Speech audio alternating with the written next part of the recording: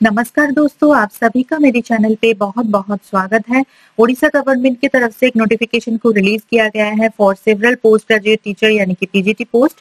तो चलिए नोटिफिकेशन को एक बार डिटेल्स में चेक कर लेते हैं। वीडियो स्टार्ट करने से पहले मैं बताना चाहती हूँ, जिन्होंने अभी तक मेरी चैनल को सब्सक्राइब नहीं किया है तो जल्दी से सब्सक्राइब बटन को क्लिक कीजिए और बेल आइकन को प्रेस कीजिए, ताकि मैं कभी भी वीडियो अपलोड करूँ वो सबसे पहले आपके पास पहुंचे और आपकी जो अपॉर्चुनिटी है वो बढ़ जाए। मेरे चैनल के जो कम्युनिटी सेक्शन है वहां पे भी जाके आप लोग डेली चेक करें, वहां पे भी मैं अदर्स जॉब नोटिफिकेशन हर दिन अपलोड करती रहती हूँ। एंड अगर आपको वीडियो अच्छा लगे तो जरूर लाइक कर दीजिए, शेयर कीजिए आपके नॉन फ्रेंड्स एंड रिलेटिव के साथ एंड कमेंट कीजिए अगर कोई भी डाउट्स हो। एंड आपको अगर वीडियो अच्छा लगे वो भी आप कमेंट में बता सकते हैं। तो चलिए वीडियो को स्टार्ट करते हैं। तो सबसे पहले देखिए यहाँ पे सब्जेक्ट वाइज वैकेंसी दिए गए हैं। तो क्या क्या सब्जेक्ट है वो एक बार देख लेते हैं। Botany, chemistry, commerce, economics, education, English, geography, geology, Hindi, history, home science, IRPM, logic, mathematics, Odia, physics, political science, psychology, Sanskrit, sociology, Telugu, Urdu and zoology. तो आप यहाँ पे देख सकते हैं ह्यूज वैकेंसीज के साथ नोटिफिकेशन को रिलीज किया गया है। 1000+ वैकेंसीज यानी कि 1061 वैकेंसीज यहाँ पे टोटल रिलीज किया गया है। ओके, इसके बाद चलते हैं एज लिमिट्स पर। तो यहाँ पे देखिए एज लिमिट, यहाँ पे मिनिमम एज लिमिट रखा गया है 21 years and maximum is 38 years. अगर कैंडिडेट SC ST ACBC या फिर एक्स सर्विसमैन कैटेगरी से बिलोंग करते हैं या फिर PWD कैटेगरी से बिलोंग करते हैं तो उनको एज रिलैक्सेशन मिल जाएगा according to government of India rules. Educational qualification अगर देखा जाए तो आपके पास मास्टर्स डिग्री होना चाहिए in the concern subject from any recognised university with at least 50% marks in aggregate and उसके साथ साथ बीएड इज मस्ट, बीएड आपके पास होना चाहिए। ठीक है, तो कुछ सब्जेक्ट है जिसके लिए बीएड इज नॉट मैंडेटरी। जो सब्जेक्ट है वो यहाँ पे लिस्टेड है, like commerce, education, geology, home science, logic and philosophy, psychology, sociology, IRPM, Telugu and Urdu subjects. And बाकी सब्जेक्ट्स यानी कि botany, chemistry, economics, English, geography, Hindi, history, mathematics, Odia, physics, political science, Sanskrit and zoology subject के लिए BEd qualification is the mandatory. ठीक है, यहाँ पे देखिए कोई भी सीटेट की जिक्र नहीं किया गया है या फिर एस्टेट की जिक्र नहीं किया गया, ना तो यहाँ पे एक्सपीरियंस की जरूरत है। यहाँ पे कोई भी फ्रेशर कैंडिडेट अप्लाई कर सकते हैं। अब आते हैं मेथड ऑफ सिलेक्शन में। तो यहाँ पे देखिए एक रिटन टेस्ट कंडक्ट किया जाएगा। तो रिटन टेस्ट में आपका कितना मार्क्स आता है एंड करियर असेसमेंट दोनों मिला के यहाँ पे जो है कितना मार्क्स आपका बनता है, उसी बेसिस पे यहाँ पे आपका सिलेक्शन होने वाला है। तो रिटन टेस्ट के लिए 150 मार्क्स रखा गया है, जो कि मल्टीपल चॉइस क्वेश्चन रहने वाला है रिटन टेस्ट में, एंड करियर असेसमेंट में 50 मार्क्स। तो टोटल यहाँ पे 200 मार्क्स के लिए आपका सिलेक्शन होने वाला है। तो आपका जो ऑब्जेक्टिव टाइप क्वेश्चन आने वाला है 150 मार्क्स फॉर 100 क्वेश्चन। ठीक है, एंड ईच क्वेश्चन कैरी करेगा 1.5 मार्क्स एंड नेगेटिव मार्किंग भी है 0.5 मार्क्स के। ठीक है, 2 घंटा यहाँ पे ड्यूरेशन रखा गया है। अगर क्वालिफाइंग मार्क्स देखा जाए तो यूआर कैटेगरी के लिए 40% and SC ST ACBC PWD category के लिए 30% क्वालिफाइंग मार्क्स रखा गया है। ठीक है, अब करियर असेसमेंट कैसे किया जाएगा वो भी टेबुलेट किया गया है।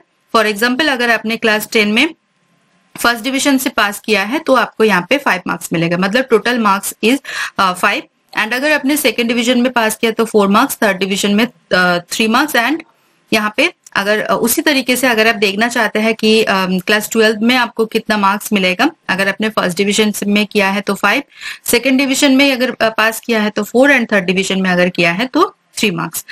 देन यहाँ पे आप देख सकते हैं कि बीएड एंड पोस्ट ग्रेजुएशन के लिए जो मैक्सिमम मार्क्स है वो 15 रखा गया है। ठीक है, इसका कैलकुलेट कैसे किया जाएगा वो बाद में यहाँ पे दिखाया गया है। एंड यहाँ पे देखिए बहुत ही इंपॉर्टेंट नोट है कि कुछ सब्जेक्ट के लिए BEd qualification is not mandatory, जो कि मैंने बताया था।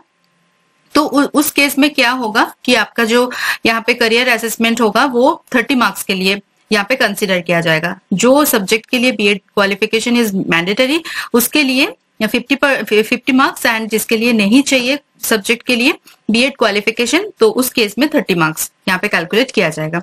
तो देखिए आप कैसे कैलकुलेट करेंगे। जैसे बीएड एंड पोस्ट ग्रेजुएशन में सपोज आपको 70 मार्क्स मिला था, 70% मार्क्स, तो यहाँ पे कैसे कैलकुलेट करेंगे। यहाँ पे आपको दिख रहा है कि 15 मार्क्स है टोटल। ठीक है, तो 15 का 70% आपको कैलकुलेट करना होगा, यानी कि 70% ऑफ 15 तो आपका कितना आ गया 10.5। तो 10.5 आपका यहाँ पे मार्क्स बनता है। ठीक है, 50 मार्क्स में से 10.5।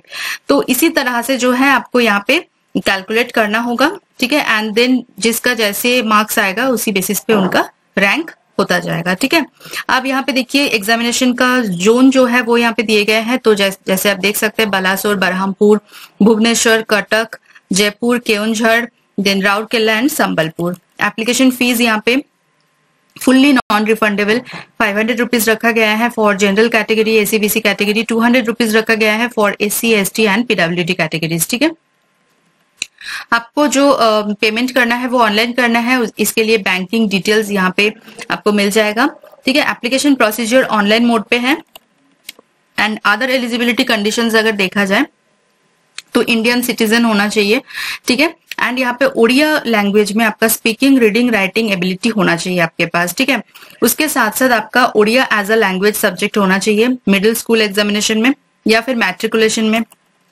ठीक है, मतलब कोई भी लेवल में Odia as a language subject आपके पास होना चाहिए। ठीक है, नेक्स्ट और भी कुछ यहाँ पे एलिजिबिलिटी है जो कि आप चेक कर सकते हैं। जो कैंडिडेट करंट एम्प्लॉय है उनको नो ऑब्जेक्शन सर्टिफिकेट यानी कि एनओसी सबमिट करना होगा at the time of physical verification या फिर डॉक्यूमेंट वेरिफिकेशन। ठीक है, अब यहाँ पे क्या क्या सर्टिफिकेट या फिर डॉक्यूमेंट आपको सबमिट करना है at the time of document verification वो यहाँ पे लिस्टेड है, वो चेक कर सकते हैं। मतलब कोई भी सर्टिफिकेट जो भी आप यहाँ पे क्लेम करते हैं कि आपने पास किया है या फिर आपने अचीव किया है वो आपको यहाँ पे एज अ प्रूफ यहाँ पे देना होगा। लाइक ऑनलाइन एप्लीकेशन का hard copy must, then higher secondary अगर आपने पास किया है तो उसका सर्टिफिकेट। ठीक है, masters degree certificate, graduation certificate, BEd certificate, जो भी आप क्लेम करते हैं। ठीक है, तो पूरा लिस्ट यहाँ पे बना हुआ है, यहाँ से आप चेक कर सकते हैं। ठीक है,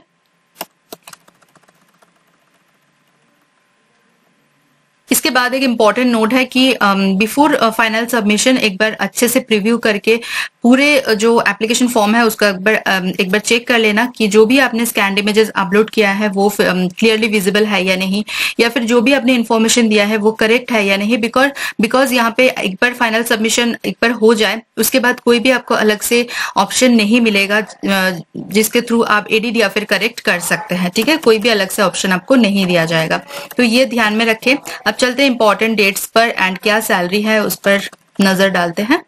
ठीक है, तो यहाँ पे देखिए लगभग आपका जो सैलरी है वो लेवल 10 के हिसाब से आपको मिलेगा। ठीक है, तो यहाँ पे आप देख सकते हैं 44,900 रुपीज पर मंथ आपको मिलेगा as entry basic salary and maximum salary आपका देख सकते हैं 1,42,400 रुपीज पर मंथ। ठीक है, इंपॉर्टेंट डेट्स पे अगर देखें तो फिर 18 मार्च को यहाँ पे जो है एप्लीकेशन का लिंक आपको मिलेगा, वेबसाइट पर अभी नहीं मिलेगा तो पैनिक करने की कोई जरूरत नहीं है। बिकॉज 18 मार्च से जो है यहाँ पे लिंक जनरेट किया जाएगा वेबसाइट पर एंड ये कंटिन्यू चलेगा 18 अप्रैल तक। ठीक है, तो ये आपके पास एक महीना रहेगा, अच्छे से नोटिफिकेशन को डाउनलोड करके अच्छे से रीड कीजिए।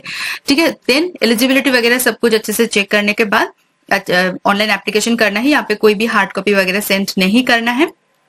तो यहाँ पे आपको क्या करना है, सिर्फ ऑनलाइन एप्लीकेशन करना है, तो बहुत ही अच्छी तरीके से ऑनलाइन एप्लीकेशन करना है। जैसे मैंने बताया कि प्रीव्यू करके एक बार चेक कर लेना है आपको उस वो जो एप्लीकेशन फॉर्म है उसमें सारे इन्फॉर्मेशन अच्छे से आपको देना है एंड देन आपको सबमिट कर देना है। ठीक है, जो जो डॉक्यूमेंट्स यहाँ पे लिस्टेड है वो जरूर अपने साथ लेके जाए। ठीक है, एंड डॉक्यूमेंट जब आप एप्लीकेशन फॉर्म फिल करेंगे उस टाइम पे भी ध्यान में रखते हुए वो सारे डॉक्यूमेंट आपको पहले से रेडी रखना है।